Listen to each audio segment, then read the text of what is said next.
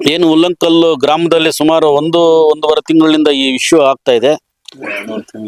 2-3 ತಿಂಗಳಿಂದ ಜಗತ್ತಿನಲ್ಲಿ ಅತಿ ಶ್ರೇಷ್ಠ ಬುದ್ಧಿವಂತ ಯಾರನ್ನ ಇದ್ರೆ ಡಾಕ್ಟರ್ ಬಾಬಾ ಸಾಹೇಬ್ ಅಂಬೇಡ್ಕರ್ ಅಂತಕ್ಕಂಥದ್ದು ನಮಗೆಲ್ಲ ಗೊತ್ತಿರ್ತಕ್ಕಂಥ ವಿಚಾರ.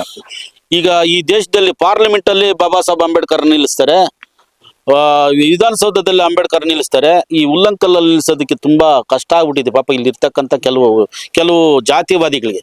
ದಯವಿಟ್ಟು ನಾನು ಇಲ್ಲಿರ್ತಕ್ಕಂಥ ಎಲ್ಲಾ ಸಮುದಾಯದ ಮುಖಂಡರುಗಳನ್ನ ನಾನು ಮನವಿ ಮಾಡ್ತೀನಿ.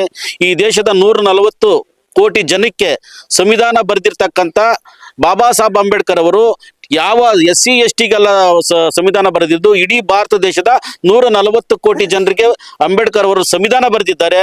ಅಂತ ವ್ಯಕ್ತಿಯನ್ನ ನಿಲ್ಲಿಸಿ ಈ ನೀವು ಶಾಂತಿ ಸುವ್ಯವಸ್ಥೆಯನ್ನು ಕಾಪಾಡಬೇಕು.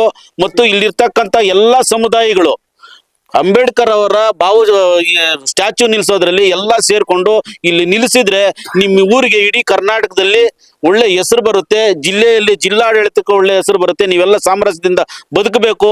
ನಾನು ನನ್ನ ಅಣ್ಣ ತಮ್ಮಂದ್ರಲ್ಲಿ ಅಕ್ಕ ತಂಗಿಯರಲ್ಲಿ ಏನು ಮೊನ್ನೆ ಸಂಘಟನೆ ನಮ್ಮ ಸಹೋದರರು ಮಾಡಿದ್ದಾರೆ ಅವ್ರಿಗೆಲ್ಲ ಒಂದು ಮನವಿ ಮಾಡ್ತೀನಿ. ಇಲ್ಲಿ ಶಾಂತಿ ಸುವ್ಯವಸ್ಥೆಯನ್ನ ಕಾಪಾಡಲಿಕ್ಕೆ ತಾವೆಲ್ಲರೂ ಪಣ ತೊಟ್ಟು ಕೆಲಸ ಮಾಡಬೇಕಾಗಿ ಹೋರಾಟಗಳನ್ನು ಮಾಡುವ ಸಂದರ್ಭದಲ್ಲಿ ಶಾಂತಿ ಸುವ್ಯವಸ್ಥೆ ಬಹಳ ಮುಖ್ಯ ನಮಗೆ. ಯಾಕಂದ್ರೆ ನಾವು ಸಾಮರಸ್ಯದಿಂದ ಬದುಕಬೇಕು ಈ ಊರುಗಳಲ್ಲಿ. ಹಂಗಾಗಿ ನೀವು ಶಾಂತಿ ಸುವ್ಯವಸ್ಥೆಯನ್ನು ಕಾಪಾಡಬೇಕು. ಈ ಊರಿನಲ್ಲಿರ್ತಕ್ಕಂಥ ಎಲ್ಲ ಜನ ಸೇರಿ ಅಂಬೇಡ್ಕರ್ ಭಾವಚಿತ್ರವನ್ನು ನಿಲ್ಲಿಸಿ ಈ ನಾವು ಈ ನಾನು ಮಾತಾಡ್ಲಿಕ್ಕೆ ಅವಕಾಶ ಕೊಟ್ಟ ನಿಮ್ಗೆ ಎಲ್ರಿಗೂ